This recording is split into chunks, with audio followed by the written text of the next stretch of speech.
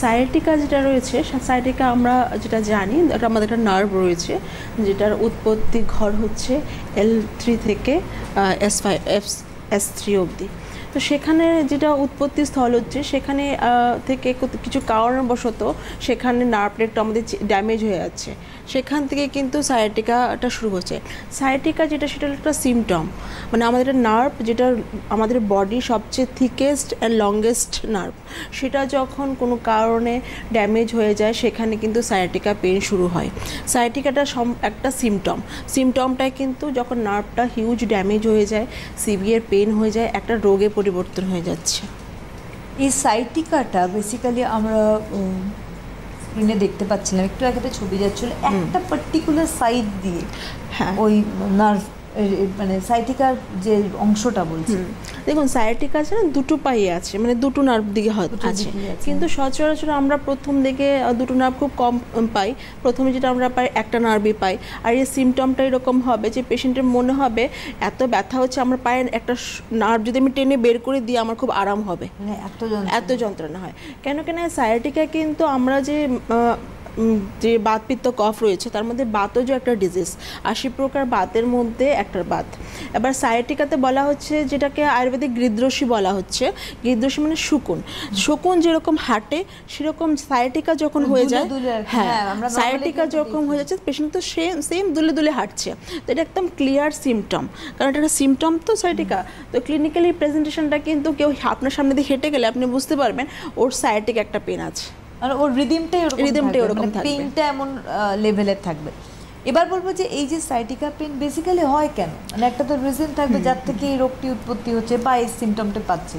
দেখুন সায়াটিকা হওয়ার যেটা বিশেষত কারণ যেটা রয়েছে, আমাদের যদি ভার্টিব্রা ডিস্কে কোনো প্রবলেম হয়, ধরুন কোনো হার্নিয়েশন হলো বা কোনো বাল্জ হলো বা কোনো ধরনের ডিজেনারেশন রয়েছে, সেখান থেকে একটা সিমটম হয়, বা স্টেনোসিস হচ্ছে, মানে আমাদের যে হাড়গুলো আছে বাল্জ মাঝখানে তো সেগুলো একটু সরে গেল, সেখান থেকে কিন্তু একটা সিমটম রয়েছে।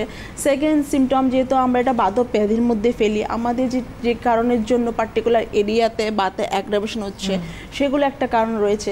তাছাড়া যেটা রয়েছে ডায়াবেটিস একটা কারণ, কারণ আমরা ডায়াবেটিসে যারা ভুগছে সেটা কিন্তু আমরা জানি একটা কমপ্লিকেশন স্টেজ নিউরোপ্যাথি, সেখান থেকে যদি সায়াটিকাটাও থাকে মানে জিনিসটা আরও খারাপ হয়ে গেল, এমনি খারাপ হবে আরও উপরতে একটা বেশি হয়ে গেল, এইগুলো কারণের জন্য কিন্তু সায়াটিকাটা আস্তে আস্তে বাড়তে থাকে পেনটা।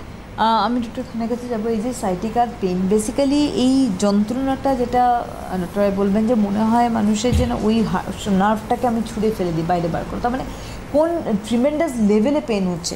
আচ্ছা এখানেও আমরা দেখেছি যে পেন কিলারের সাহায্য নেওয়া বা স্টেরয়েডের সাহায্য নেওয়া ডেফিনিট করে কমে যাওয়ার জন্য, কিন্তু লাভ কিছুই কিন্তু হয় না।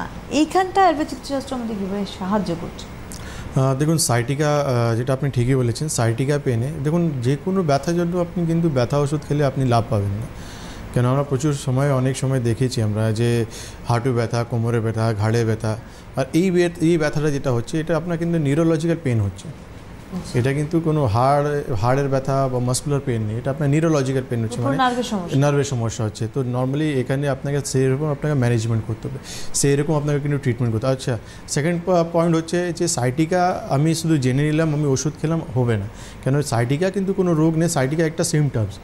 কারণ কেন যে আমার কোমর থেকে পেইনটা কেন আসছে, যেটা আমরা কজে যেটা ম্যাডামই বললেন যে আমার কোনো হার্নিয়েশন হয়েছে কিনা বা স্লিপ ডিস্ক আছে কিনা বা আমার কোনো হাড় বেড়ে গেছে যেটা অস্টোফাইটিক চেইন আমরা বলি আমরা, বা আমার কোমরে কোনো টিউমার হয়ে গেছে কিনা বা আমার কোনো কোমরে আঘাত লেগেছে কিনা, অনেক কারণ আছে। ওবেসিটি, আমার ওয়েট প্রচুর রয়েছে বা আমি কোনো ভারী জিনিস তুলে নিয়েছি, তো অনেক কিছু কারণের জন্য কিন্তু আমার এই সমস্যা হতে পারে। তো আগে আপনাকে রুট লেভেলে যেতে হবে যে কী কারণের জন্য সমস্যাটা হচ্ছে, তখনই কিন্তু ট্রিটমেন্ট করলে আপনি লাইন অফ ট্রিটমেন্ট করলে আপনি এখান থেকে বেরিয়ে আসতে পারবেন।